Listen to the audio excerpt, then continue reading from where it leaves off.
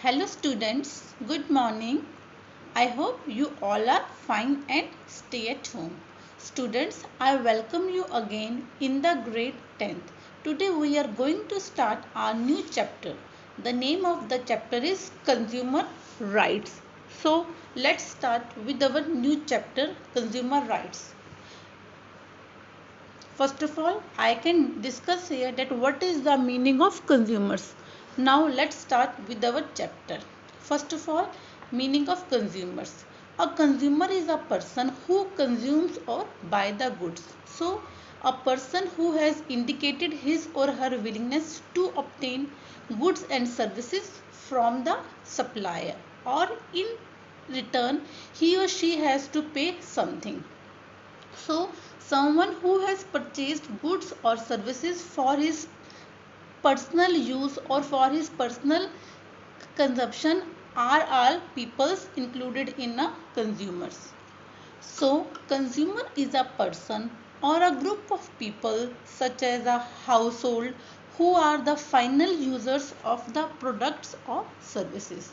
The consumer's use is the final sense in the that the product is usually not improved by the use.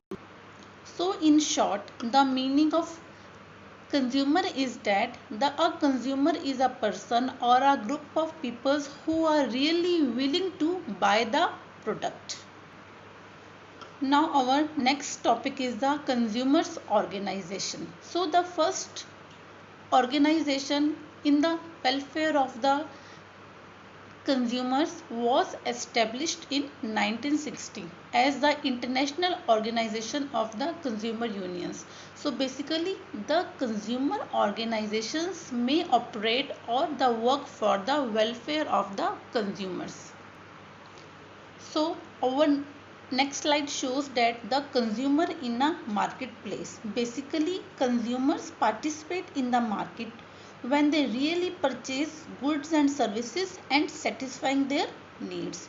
So these are the final goods that people are use for his own need. Students, consumers participate in the marketplace by using a particular product. Whether he or she had been no consumer, no company would exist. So the status of consumer is more or less pathetic as far as the consumer rights are concerned. Now here I can take a example of a shopkeeper.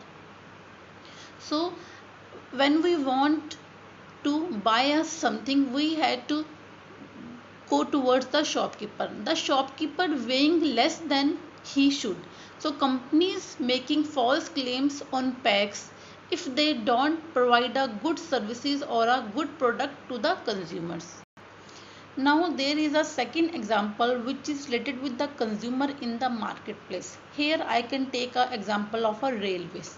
Students, if you have traveled by railway, then you can recall the horrible taste of the food that was provided by the trains or on the platforms. Even the food supplied by the railway is also a horrible quality that we can't eat that food. Now, how consumers are exploited. Due to the expansion of a business in our whole economy, we have a variety of goods available in the market or the variety of goods supplied by the various companies. So the demand for goods and services influenced by the advertisement.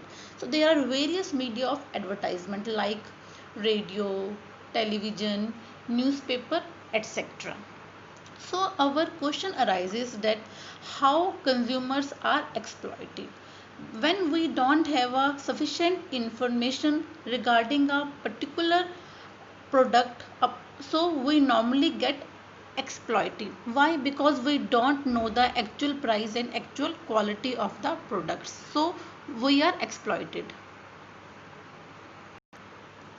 Students, exploitation in the marketplace happens in various ways. For example, sometimes traders indulge in unfair trade practices, such as when shopkeepers provide a very bad quality of a product. So this slide shows that there are various examples that how we consumers are exploited by the sellers. There is another point related with the consumers in the marketplace, that marketers do not work in a fair manner when producers are a few and a powerful, whereas the consumers purchase in small amounts and are scattered everywhere. So here is an example of the consumers. Like here I can take the example of a smoke. Everyone knows that tobacco kills people, but who can say that tobacco companies should not be free to sell the tobacco? So from a long battle we had to fought with various court cases to make cigarette manufacturing companies accept that their products could cause a cancer and it can cause a various types of diseases to the population of our country. So there are the various factors that causing exploitation of consumers. First of all, the limited information. Because we are the consumers, we don't have a full information regarding the quality, quantity, condition or a name of the products. So the consumers are liable to make a wrong choice and lose his money. Second one is the limited supplies. The consumers are exploited when the goods and services are not available in the right quantity or in a right number. Third one is the limited competitions. When there is only a one producer and there are the large numbers of buyers in a market, so it can causes a limited. So we have to control this type of problems. Fourth one is the illiteracy. It is one of the major drawback that cause the exploitation of a consumers. Why? Because we are illiterate, we don't get the proper information regarding the quality, quantity and price of the product.